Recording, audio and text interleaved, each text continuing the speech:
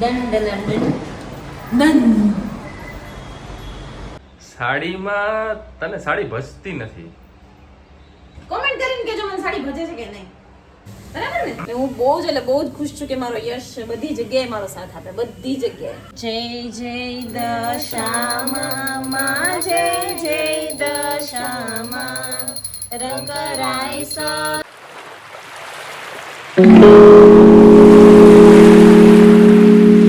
Hey guys, welcome back to a new vlog.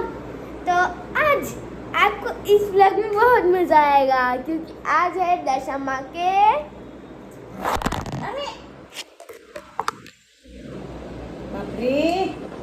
तो आज है दशमा के व्रत। એક સેકન્ડ આને અહીંયા રાખી દો. स्टार्ट। હા નહીં બરાબર છે, ચાલશે. ચાલે. मम्मा लास्ट में बड़े बिहाइंड बड़े देशों में ऐसी छोटी छोटी बातें होती रहती है. देखो आज मम्मा એ સાડી પહેરી છે. एंड मैंने कुर्ती पहनी है। બટુને રેડી કરવાનું છે, મારે રેડી થવાનું છે. आप लोग सोच रहे होंगे कि आज माँ बेटी मदर डॉटर दोनों ने मिलकर ट्रेडिशनल कैसे पहन लिया। क्या कारण हो सकता है? व्रत 10 डेज तक चलेंगे और इस साल मैंने भी रखा है। यस, मेरा फर्स्ट ईयर है ये। વખત એને મેકઅપની જરૂર પડે. મતલબ તો બે લેડીઝ ને. गाइस, तो आज ये मेरा मेकअप लुक मैंने खुद से किया है, अपने हाथों से। मुझे मम्मा ने एक चीज नहीं करके दी है। सीख गया मेरा बच्चा.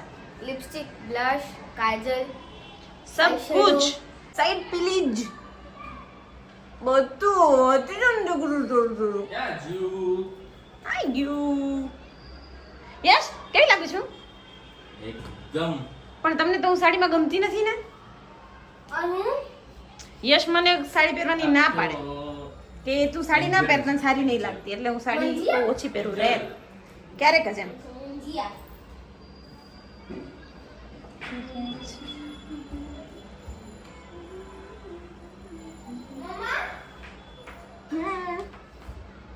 થોડા પોઝ તો આપી દઉં.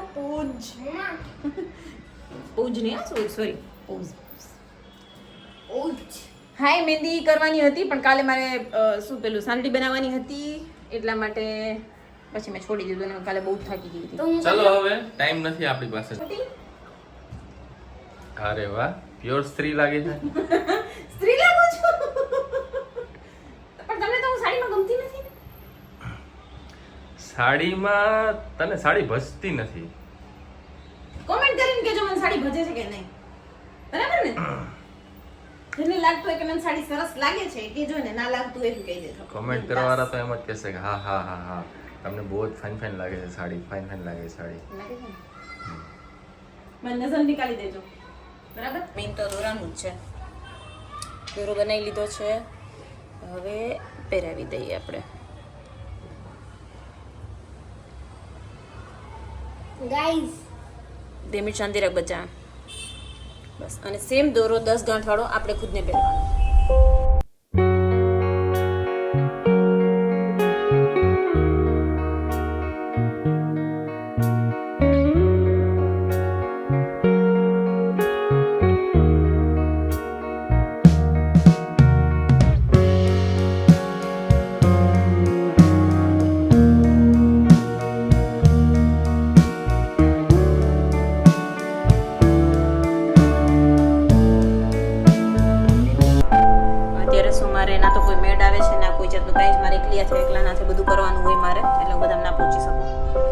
દીવો કરું યશ.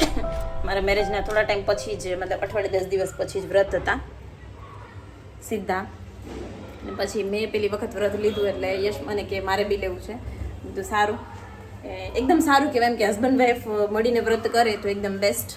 જો કે એકલા કરે તો સારું જ છે, પણ જ્યાં હસબન્ડ વાઈફ મળીને વ્રત કરતા હોય ત્યાં માતાજી વધારે ખુશ થાય અને વ્રત પડે. સમજો છો?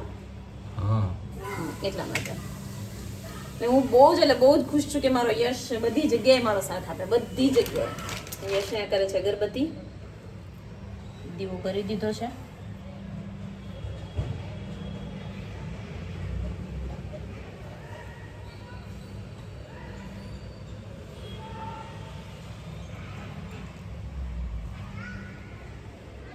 સ્ટાર્ટિંગના 2-4 વર્ષ તો મારે મમ્મીને પૂછવું પડતું બધું ફોન કરીને. ફોન ચાલુ રાખતી, મમ્મી જેમ કહેતી ને એમ હું કરતી, કેમ કે મને એટલી ખબર પડતી નહીં. અને યશ માટે તો આ બધું એકદમ નવું હતું સ્ટાર્ટિંગમાં.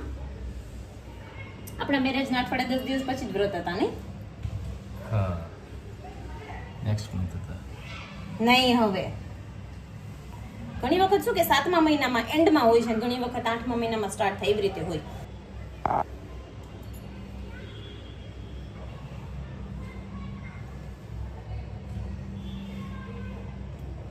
પૂજા પાઠ ને બધું મારાથી યશને વધારે આવડે. હું આ બધા બહુ કાચી છું, બહુ જ કાચી. હવે આ છે મારો દોરો જે 10 ગાંઠનો છે. અને આને આપણે કઈ રીતે બનાવવાનો હોય છે કે આમાં એક આપણો સાડીનો તાર કે દુપટ્ટાનો તાર નાખવાનો હોય છે અને બાકી બધા તાર સૂતરના હોવા જોઈએ. પછી એમાં 10 ગાંઠ વાળી અને એને કંકુમાં બોળી લેવાનો. બસ આને આ જો કે મારે 10 વર્ષ સુધી સાચવવાનું હોય. તમે 10 વર્ષના વ્રત લીધા હોય તો 10 વર્ષ સુધી સાચવવાનું, અને 5ના લીધા હોય તો 5 વર્ષ સુધી સાચવવાનું. હું કેટલા ટાઈમથી રહું છું એટલે હવે કન્ટિન્યુ કરું છું. 5 વર્ષ પછી મેં આને વિસર્જન કરી અને નવું લીધો છે, જ્યાં સુધી ચાલે ત્યાં સુધી. અને હવે એવું કંઈ છે નહીં મારાથી જ્યાં સુધી શક્ય હશે, પોસિબલ હશે ત્યાં સુધી હું વ્રત લેવાની છું. શરીરમાં તાકાત રહેશે ત્યાં સુધી. નહીં બેટા, આપણે નહીં.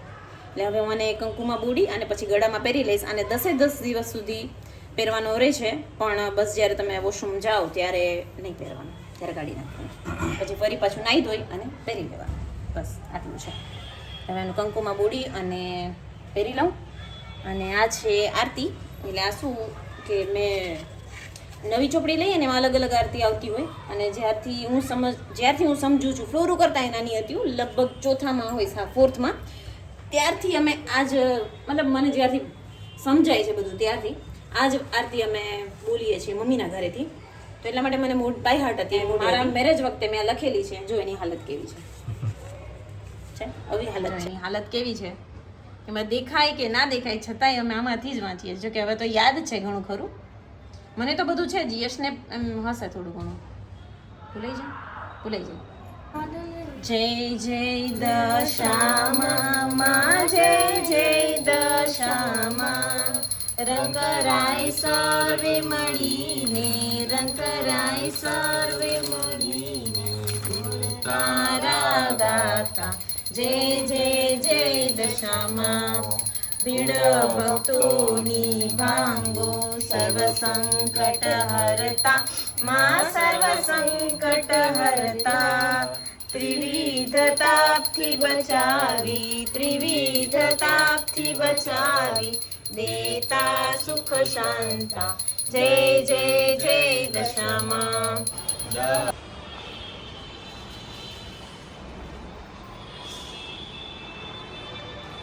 આવે છે નહીં તો પેલું ભૂખ લઈ આવી.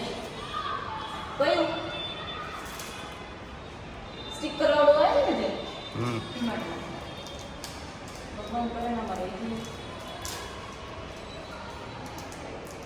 રહી જશે. અત્યારે તું ખાલી કરી લે ને એમને, પછી ડબલ ટેપ મારી દેશું. દાંતથી તોડ નાખ ને.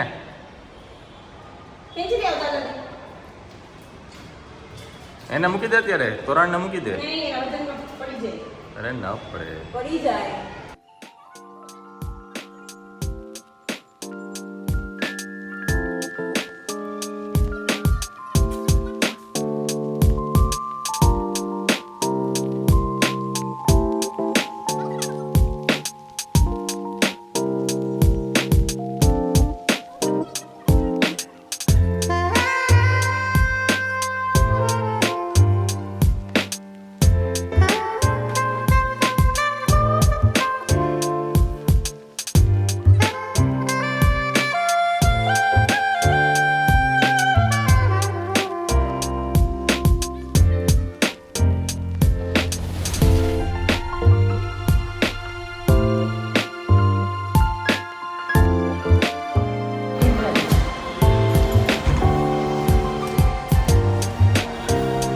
સામેવાળાનું તોરણ કેમ છે?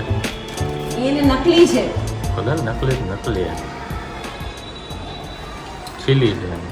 આપણે નકલી નહીં લગાવવાનું, આપણે અસલી જ જોઈએ આ ટાઈમે તો. બરાબર? ડન કે આમ? लो આમ लो अब काम खत्म अभी मुझे done done done done done બસ બસ પતી ગયું. આજે ભોલુને ફાસ્ટ છે ને તો પછી એનાથી તો રહેવાય નહીં. અને ફર્સ્ટ ટાઈમ છે તો એના માટે બનાવું છું ફ્રેન્ચ ફ્રાઈસ અને યશ માટે બને છે સૂકી ભાજી. પીનું તો કશું નહીં ખાય નહીં કપલા. એ તો રાત્રે ખાશે ને 56 દો હાથમાં મસ્ત ચડી ગઈ યશ ત્યાં અહીંયા. ક્યાં નસ્ટલી અહીંયા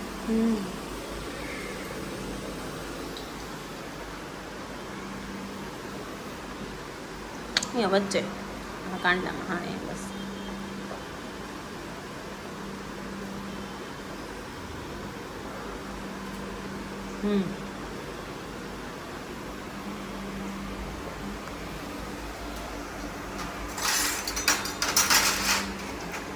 શું બનાવશો આપ અત્યારે તો ફિંગર ચિપ્સ અને? ઓલું માટે ફ્રેન્ચ ફ્રાઈસ બને છે સૂકી અને ભાજી. યશ માટે બનશે સૂકી ભાજી.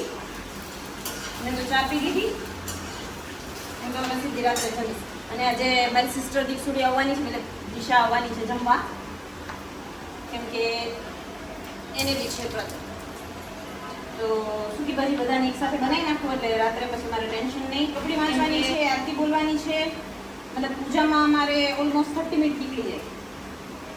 પછી 7:30 ને જમવા એટલે 6 બેસવાનું. વાગે ને એટલે મારે ઘરે રહેવું પડે આજે. અને કામ બહારના આજે બહુ બધા છે. સૌથી પહેલા જવાના છે મેં રાચરડા મંદિર.